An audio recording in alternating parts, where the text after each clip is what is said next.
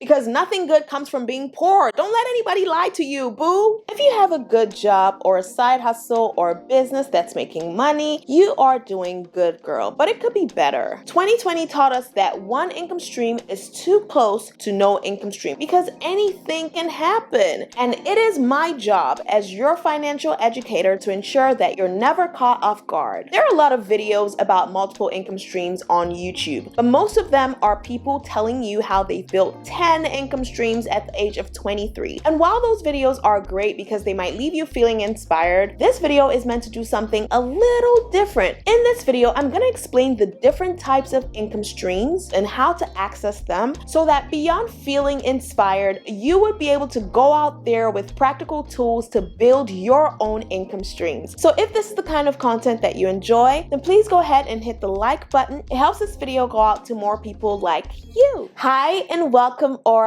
back to the channel. If you're new here, hello, I'm Vanessa, and on this channel we talk all things earning more and building wealth. And today we have one of my favorite videos yet, because in today's video I'm going to be sharing the 7 types of income streams that you need to start building today. And while all 7 of them are important, number 6 has been my highest paying one this year. So make sure you take notes and watch this video all the way to the very end to get the most value out of it. Number 1 is active income. With active income, you're exchanging your time for money. A good example of your active income stream could be your 9-to-5 job. And for most people, your active income is your foundation. It's the money that gives you the confidence to go out into the world and take risks. Because active income is usually reliable and stable. For example, if you work a 9-to-5 job, no matter what happens during the month, at the end of the month, you are getting paid. So you can decide to launch an Etsy shop. You can decide to start making videos in that month. It really doesn't matter, because no matter what happens to your other projects, this income stream would keep coming in. And that's why a lot of people don't let go of their active income until their other income streams are able to replace their active income. That's the smart thing to do. Number 2 is residual income. This income reminds me of bringing a child into the world.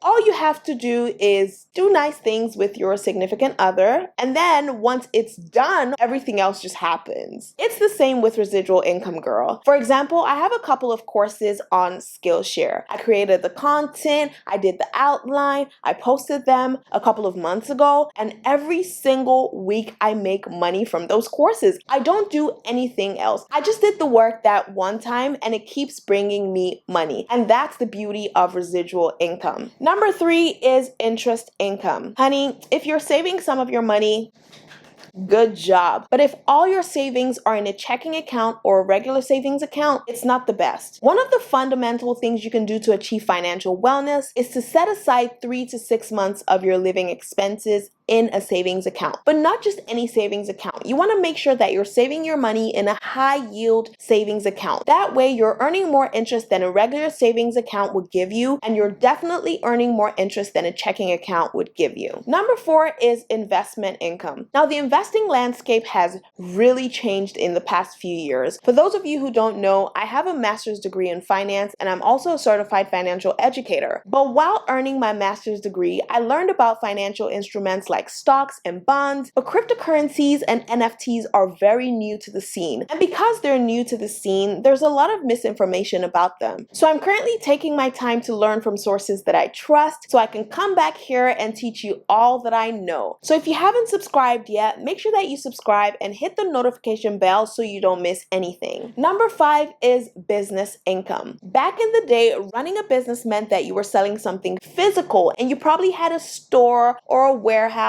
and all the other good stuff. But today we have something called the digital economy, and it's my favorite. I've made a ton of videos on the channel about starting a digital business because that's where my coins come from. So I'm gonna link a playlist up here so you can binge to your heart's satisfaction. Number 6 is creative income. And what do I mean by creative income? One is through Google AdSense, because YouTube places ads on these videos. And the second way is through brand sponsorships. So basically, I get to express myself creatively and get paid to do it. But if you're struggling to get your creative platform off the ground, I'm gonna make a video all about that in the membership. So if you haven't signed up yet, the link will be in the description box. Number 7 is affiliate income. A lot of large organizations have something called an affiliate program where you, the consumer, can tell your audience about their products and get a commission for doing it. Amazon is currently the most popular one, but a lot of companies have this. So if you have an audience, it doesn't even have to be a super large audience, but if you have an audience and you use a product, you can talk to your audience about the product and get paid to do so. I haven't started monetizing this platform with affiliate links yet because my priority right now is that you get this knowledge. So I hope you found this video helpful and that you now know that beyond your 9-to-5 job,